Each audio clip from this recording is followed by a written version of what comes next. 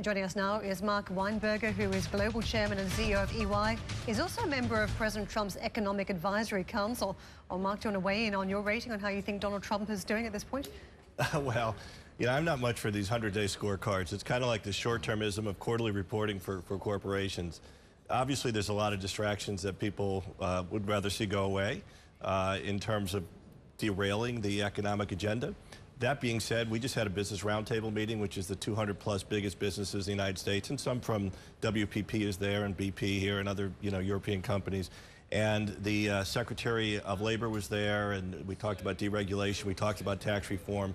What's really going to make or break, I think, the U.S. economy is whether these things actually get done in the coming couple months or so.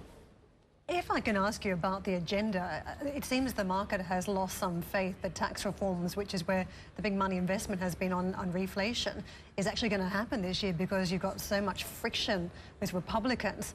What do you think? It's a great question. I mean, there's only 80 legislative days left before the end of the calendar year, and so they've got a lot of work to do to get this agenda off the ground. That being said, they are very focused on it, and the Business Roundtable CEOs did a survey, and they said if tax reform were to happen, if deregulation was to continue, that 70-some% would hire more people and 80-some% would invest in capital equipment to increase productivity. If it doesn't, 90% or so said that they would cut back. So it's really important to get that done, and they realize that. The idea now is that after the August recess in the fall, they'll come forward with a tax reform plan, become more public, and then try and work it through Congress. And we're going to have to see how it looks at that time. It's interesting, Steve Leisman did a piece earlier on with CNBC's own survey around the Federal Reserve. And of course, the Fed must be watching very closely what happens on fiscal policy here. But the conclusion of Steve's piece was that it's a 2018 issue now. It's not a 2017 story any longer. Would that be how you generally feel about it, that we're only going to get progress on this now? The tax next reform? Year? Yeah. Well, it's a good question. So, obviously the conventional wisdom is in a second year of the president's term, which is another election year, it's harder to get these things done. So they're going to do everything they can to try and get it done this year. But even if it gets done this year, the effective date of the tax changes, whatever they are, wouldn't be until 2018 in all likelihood. So the economic effect would certainly be 2018, 2019 at the earliest.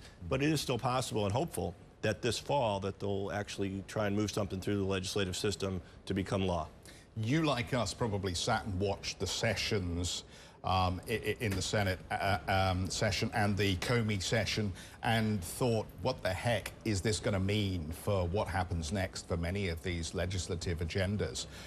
Did you get any read? Did you get any sense of whether this is just going to be noise for a while, or whether it actually will push Donald Trump off his policy agenda timetable? It's a good question. Yeah, you had to watch. It's like a car crash, right? You don't want to look, but you can't turn away. Absolutely. And so it is sucking a lot of the oxygen out of the air, no doubt, and taking the attention away from some of the folks, and the president in particular at times. But the economic team continues to move forward. As I said, that same week that this was happening, we had these 200-plus companies in Washington. Secretary of the Treasury, I actually interviewed in front of the group there. The Speaker of the House was there, all talking about the economic agenda. So lots of the machinery is moving the process forward and the issues forward, even at the same time that this distraction is going on. Mark, I recall some time back, when you were beginning this process of providing advice and being part of this roundtable, you talked about, the aim is to bring the president up to speed very quickly on the issues that concern American business. Do you feel that he now is on side, and that some of the early issues that came up in the hustings, like the wall and like the extra tariffs on goods coming into America, those things are starting to just fall by the wayside? I mean, for goodness sake, we haven't seen any sanction against China over so-called currency manipulation, and that was one of his real hot button issues in the election hustings. So are you guys getting through to him? Are you starting to knock these things to the side? Well, whether we're getting through or not, we'll see over time. I do feel like we're having an impact, absolutely, and we could talk about a couple of those. But also, you move from election season into governing season, and candidates turn into presidents and senators and congressmen, and they change their position as well as they get more information. You have seen that. In our several meetings that we've had, I've had the honor of working for Presidents Bush and Clinton. I was on the task force for Obama. I will tell you, President Trump was very quick out of the gate, very outcome-oriented, wanted to get things moving. And a lot of these issues put on the table, such as wanting to label China a currency manipulator, day one, didn't happen. Good discussion around the table with the 15 CEOs. why that might not be a good idea, why we need to engage in trade discussions with China. NAFTA, ripping it up, didn't happen. Now we need to negotiate what does a better deal mean. You know, we don't win on everything. A lot of us, and me in particular, was opposed to the decision on pulling out of the Paris Accord. So we're not going to have everything we raise necessarily agreed with, but I think we're doing a good job of communicating what the effects on jobs would be and the U.S. business climate. Just on tax, there's been some dismay about the lack of ability to bring forward some of the changes, and there's a really great comment from the North Carolina rep Mark Meadows, who's saying tax reform is not a fine wine, it doesn't improve with time. So suggesting it's taken quite a significant amount of time after huge promises. But there's also one key factor that seems to be a stumbling block, and that is the border adjustment tax. Now, you're mentioning how the president has rode back from some of his stronger positions on protectionism, and the border adjustment tax seems to have fallen by the wayside as well when it comes to Trump and Mnuchin. Do you think that is the case, or do you think that Trump will still push for a border adjustment to try and get some form of a tax change through this year? Well, so it's a fair question. The president and the secretary and the speaker all said when we talked to them that nothing is off the table yet. But what you have seen is great opposition coming out to the unknown effects of moving from an income tax system to a cash flow system with a border adjustment, which is what the House blueprint would have proposed. So now they're looking to see, okay, if we can't do that, what is plan B? What would it look like? And then how do you compare that to what the House has put out there? And no decisions have been made yet. But clearly, I think you're seeing a move towards a more traditional approach to tax reform, which would be lowering the corporate tax rate, moving to a more competitive international system, having to make it fiscally responsible. That's where things like the border adjustment tax, getting rid of the interest deduction, getting rid of credits and incentives comes into play. But basically politics will take over at that point, and seeing how much could the business community, could politics bear? How low could the rates go? Because you're going to have some of those tax increases to offset the tax cuts so that we can get it in the process, in the budget, the way it works, so that by the 11th year there's not a deficit and they can get it through without 60-vote point of order. So lots of work there still going on, so it's not easy to answer that question yet. I was reading a report saying that Yahoo these days is almost like a proxy on the tax changes, and if you look at the way it trades, the market doesn't believe that the tax reforms are going to take place, because you'd see a revaluation of the stock or re-rating the stock as a result. Well, it's true, but the market is still doing pretty darn well in the United States. So, you know, it is true. The business community said, to your point, we really believe we will hire more, get more productivity, more investment if this will happen. That being said, the market hasn't fully priced in not happening. Mark, thank you very much. We'll pick up the conversation just a bit. Mark Weinberger staying with us, the global chairman and CEO of EY.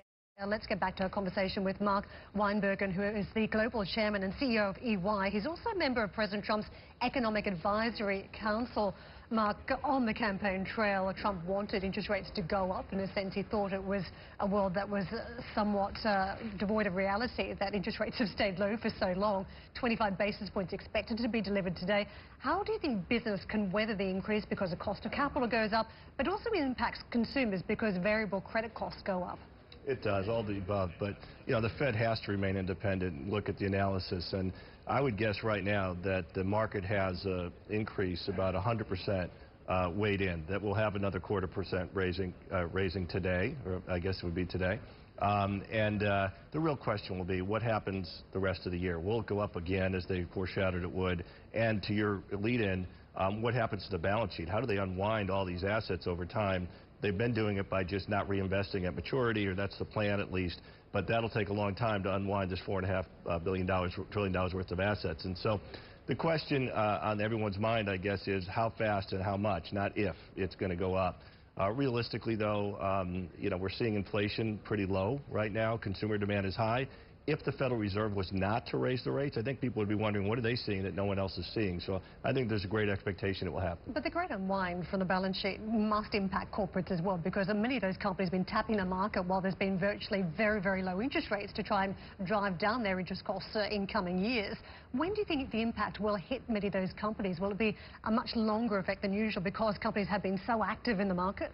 It's a great question. I don't think we know. We're in uncharted territory here, and we don't actually know yet what the Federal Reserve is going to do. I think we hope to hear maybe today in the statement what they plan to do, and that would then foreshadow what business and how we would respond. But it's a great question. I wish I had an answer for you. I think we're all wondering how that's going to affect us. We haven't seen it before. What do you think the chances are of getting some of this $2.5 trillion offshore back onshore in the U.S.? I think it depends on what we were just talking about a moment ago on tax reform. I mean, the two biggest requirements for tax reform in the U.S. Is to lower the corporate rate to be at least competitive internationally. It's a 39% rate, state and federal. The average rate in the OECD countries is around 25. So that's one issue. It led to a lot of what they call inversions, U.S. companies moving overseas or foreign acquisition U.S. companies. The second issue is the one you highlight. If you want to bring back your overseas earnings, you get hit with the 35% toll charge, and it's just keeping that money overseas. They have to find a way to take away that penalty. That is in the heart of what most of the tax reform plans are looking at. And you feeling good about growth this year? In the U.S. or globally? Yeah. Well, globally, first of all, I mean, this is the first time in 6 years the IMF has said we're going to increase growth. Yeah. We're 250,000 people in 157 countries. We feel across every industry. We feel where it's growing and not. I will tell you, we are seeing probably the most positive economic feeling in the market that we've seen in a long time. All right. And so I'm optimistic. Well, that's great. That's a great point to end the conversation. Mark, real pleasure. Nice to see you this morning. Thanks very much for joining us. Mark Weinberger, Global Chairman and CEO of EY.